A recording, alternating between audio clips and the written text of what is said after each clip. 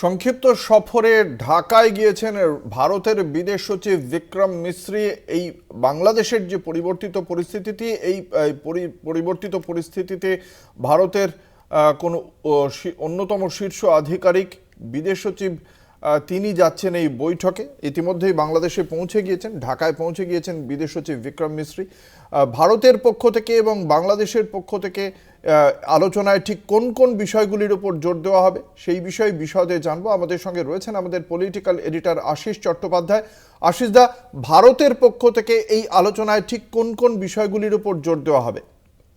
দেখো, যে যে বিষয়গুলোর উপর জোর দেওয়া হবে তা ইতিমধ্যেই ভারত সরকারের পক্ষ থেকে নানাভাবে জানানো হয়েছে, যার মধ্যে কেন্দ্রীয় বিষয় হচ্ছে বাংলাদেশের সংখ্যালঘুদের ওপরে হামলা, আক্রমণ, অত্যাচারের প্রসঙ্গ এবং বাংলাদেশে যে ভারত বিরোধী জিগির তোলা হচ্ছে তার সম্পর্কে ভারতের আপত্তি এবং ভারতের অবস্থান।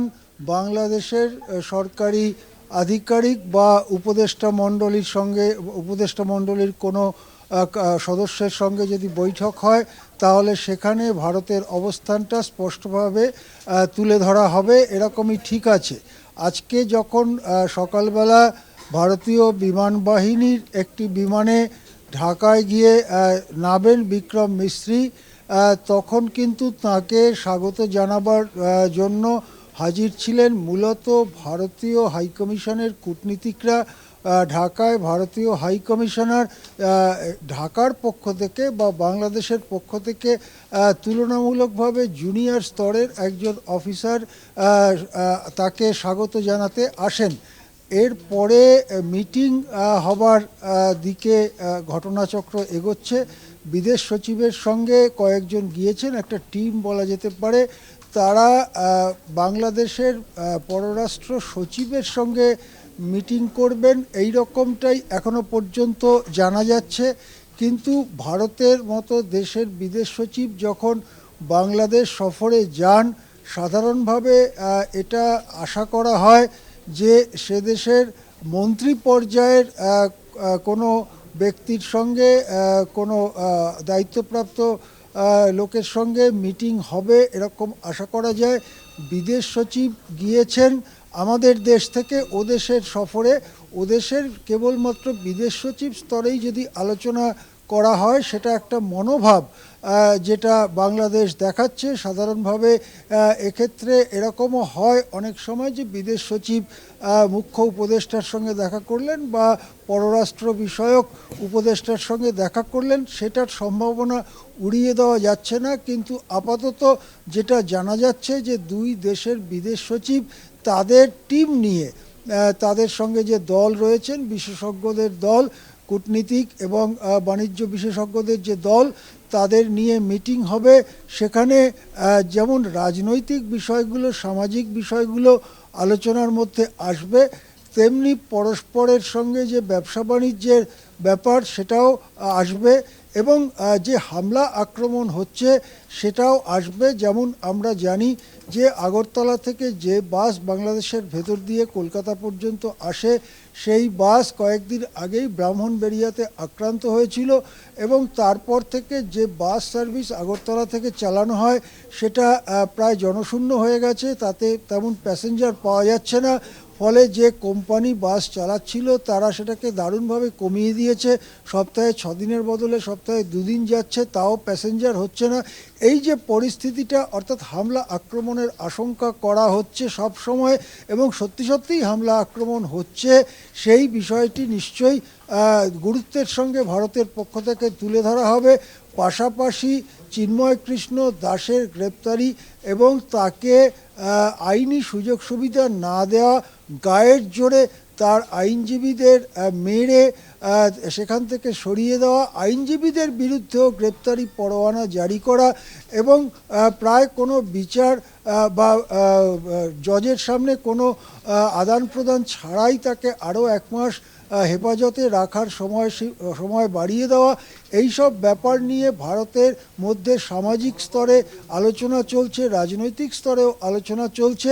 এসব ব্যাপারে ভারতের উদ্বেগ ঢাকাকে জানাবার লক্ষ্যেই বিক্রম মিশ্রি সেখানে গিয়েছেন। বিক্রম মিশ্রির সঙ্গে বিদেশ সচিব পর্যায়ের বৈঠকের পরে উপদেষ্টা মণ্ডলীর কোনো সদস্য সঙ্গে মিটিং হয় কিনা সেদিকে আমরা লক্ষ্য রাখব। 1 নম্বর, এইটা আমাদের লক্ষ্য রাখার বিষয়। দ্বিতীয় কথা হচ্ছে যে এই দুই দেশের তরফে কোনো যৌথ বিবৃতি জারি করা হয় কিনা সেদিকে আমাদের লক্ষ্য রাখতে হবে। তৃতীয় বিষয় হচ্ছে যে এই বৈঠকের পরে বাংলাদেশের অভ্যন্তরীণ পরিস্থিতি কিছুটা স্বাভাবিক করবার লক্ষ্যে কোনো পদক্ষেপ ঢাকার প্রশাসন নেয় কিনা সেদিকে আমাদের লক্ষ্য রাখতে হবে। এদিকে উদ্বেগজনক খবর কিন্তু বাংলাদেশ থেকে ক্রমেই আসছে। আমরা আজকে সকালে দেখেছি যে সেদেশে বিদেশি বিতরণের ধরনের একটা জিগির তোলা হচ্ছে এবং সেটা সরাসরি ইউনূস প্রশাসনের পক্ষ থেকে করা হচ্ছে। কারা কারা বিদেশি আছে তাদের সব ডকুমেন্টস দেখাও ইত্যাদি ইত্যাদি, এই ধরনের একটা তৎপরতা শুরু করা হচ্ছে এবং অনেকের আশঙ্কা এর মূল লক্ষ্য হচ্ছে ভারতীয়রা যারা ওখানে কাজকর্ম করতে গিয়েছেন। সুতরাং ঢাকার পক্ষ থেকে কিছুটা নরম মনোভাব তো দেখানোর কোনো ইঙ্গিত পাওয়া যাচ্ছেই না, বরং আরও একটু কড়া মনোভাব যেন দেখাচ্ছে। এই পরিস্থিতিতে আলোচনা কি সফল হবে, কতটা সফল হবে, কি বেরোবে আলোচনার থেকে, সেটাই কিন্তু খুব ঔৎসুক্য তৈরি করছে বিশেষজ্ঞ মহলে। হ্যাঁ অঙ্কুর, আশিস দা, একটা বিষয় জানতে চাইবো, শেখ হাসিনার পক্ষ থেকে বিভিন্ন সময় যে বক্তব্য রাখা হচ্ছে আমাদের দেশের মাটিতে বসে, আজকে কি সেই সংক্রান্ত বিষয় নিয়েও ভারতের বিদেশ সচিব বিক্রম মিশ্রির কাছে কোনো বিশেষ প্রস্তাব বা সেই বিষয়েও কি আলোচনা হতে পারে আজকের বৈঠকে? দেখো অঙ্কুর, তুমি খুব গুরুত্বপূর্ণ বিষয়ের দিকে দৃষ্টি আকর্ষণ করেছো। আমরা জানি যে 1 ডিসেম্বর মার্কিন যুক্তরাষ্ট্রের প্রবাসী বাংলাদেশিদের উদ্দেশ্যে একটি অডিও বক্তৃতা দিয়েছিলেন এবং সেখানে মোহাম্মদ ইউনূসকে হত্যাকাণ্ডের, হিংসার এবং এই যে অরাজক পরিস্থিতি তার মাস্টার মাইন্ড বা প্রধান পরিকল্পক বলে চিহ্নিত করেছিলেন শেখ হাসিনা। তা নিয়ে বাংলাদেশেও যথেষ্ট চর্চা হয়েছে। তারপরে গতকাল তিনি ব্রিটেনে প্রবাসী বাংলাদেশিদের জন্য একটি ভিডিও বার্তা দিয়েছেন। সেখানে তিনি সরাসরি ইউনূসকে খুনি এবং বর্তমান অরাজক অবস্থার জন্য দায়ী করে তিনি বলেছেন যে বাংলাদেশের উন্নয়নকে আটকে দিয়েছে ইউনূস এবং তার সাঙ্গপাঙ্গরা। এই ব্যাপারে তীব্রভাবে অভিযোগ জানিয়েছেন হাসিনা। অন্যদিকে বাংলাদেশের বর্তমান প্রশাসক মণ্ডলী অসাংবিধানিক, এই প্রশাসক মণ্ডলী, তবু তারা এখন ক্ষমতায় আছে হয়তো সেনাবাহিনীর ব্যাকিংয়ে। সেই প্রশাসক মণ্ডলী তারা হাসিনাকে বাংলাদেশে ফেরত চাইছে। বিএনপির মতো বড়সড় রাজনৈতিক দল, অনেকে মনে করেন আওয়ামী লীগের পরেই দ্বিতীয় বড়সড় রাজনৈতিক দল বিএনপি বাংলাদেশে, তারা এবং জামাতে ইসলামী বাংলাদেশ তারাও বলছে ভারত হাসিনাকে প্রত্যর্পণ করুক, ফিরিয়ে দিক এবং বাংলাদেশের আদালতে হাসিনার বিচার হোক। সুতরাং পরস্পর বিরোধী দুটো জিনিস একসঙ্গে নিয়ে মিশ্রিকে টেবিলে বসতে হচ্ছে, আলোচনার টেবিলে। একদিকে যেমন হাসিনার তীব্র অভিযোগ ইউনূসের বিরুদ্ধে, অরাজকতা, হত্যা, হিংসার জন্য তিনিই মাস্টার মাইন্ড।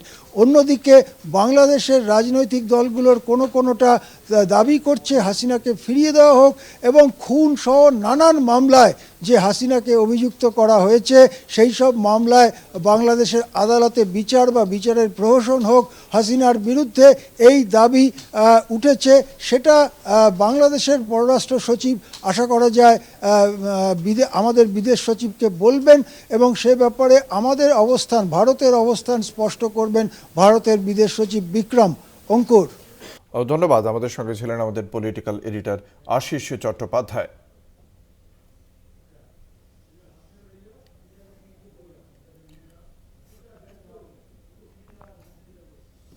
বাংলাদেশের আন্দোলন পূর্ব পরিকল্পিত, এমনটাই দাবি করেছেন ক্ষমতাচ্যুত প্রধানমন্ত্রী শেখ হাসিনা। যুক্তরাজ্য আওয়ামী লীগকে শেখ হাসিনার বার্তা, মোহাম্মদ ইউনূস খুনি, তার বিচার চাই। বাংলাদেশের অগ্রগতি ব্যাহত করার জবাব খুনি ইউনূসকে দিতে হবে বলেও মন্তব্য করেছেন শেখ হাসিনা।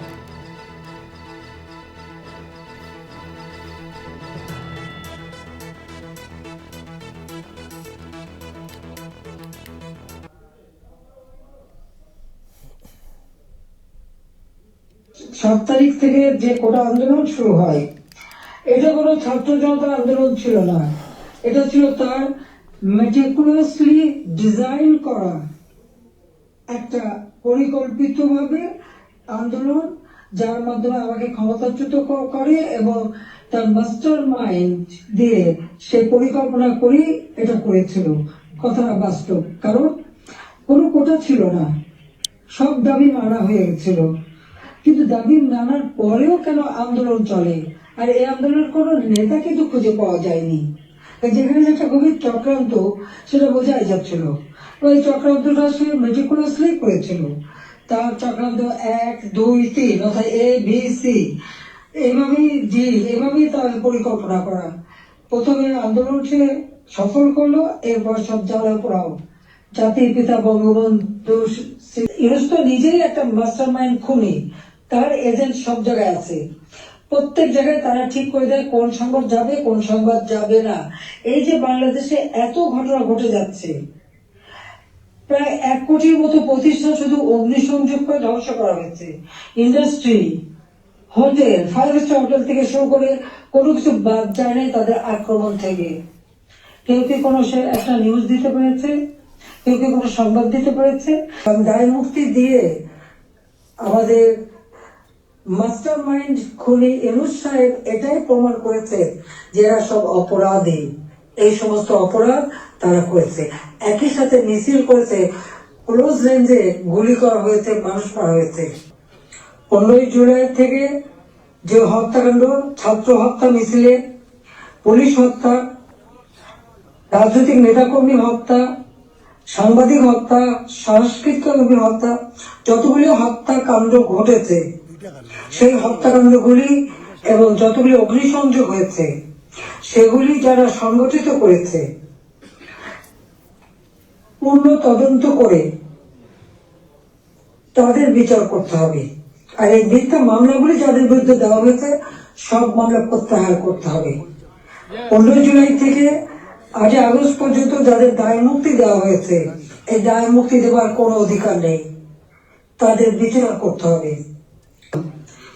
কেন বাংলাদেশের অগ্রযাত্রা ব্যাহত করা হলো, সেই জবাব এই খুনি ইউনুস, ফ্যাসিবাদ, স্বৈরাচার তাকে দিতে হবে, সেই জবাব তাকে দিতে হবে।